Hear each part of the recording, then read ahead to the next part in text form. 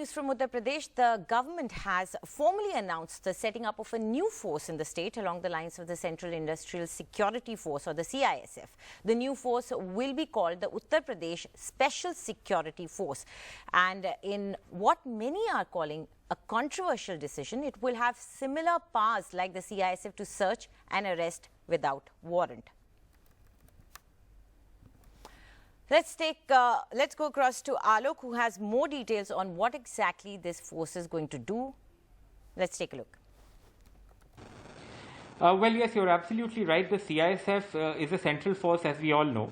The UP government has been talking about a similar force in the state for the last 2 or 3 months. Now they say that they have completed the formalities and are now going to start setting up battalions. The first battalion, in fact, is expected to come up within 2 weeks, is what the government is saying. As you pointed out, 1,700 crores seems to be the initial expenditure that will be incurred on this force. And I think the moot point, the point of controversy, as you also mentioned, is the fact that this force will have powers similar to what the CISF does, which is that in certain conditions it can make arrests or carry out searches without any warrant.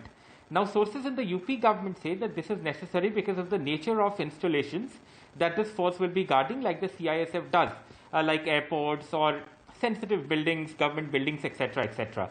I think the worry in this case is that Uttar Pradesh is a state where we have been reporting many stories on the abuse of power, especially by the police, in the last many years, not only under this government but also under previous governments.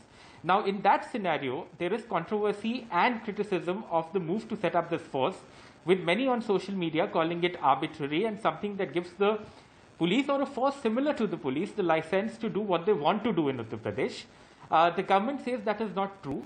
They point out that even under the acts of the CISF, the acts that govern the CISF, the central force, there are powers defined in those acts that have similar provisions about search and arrest.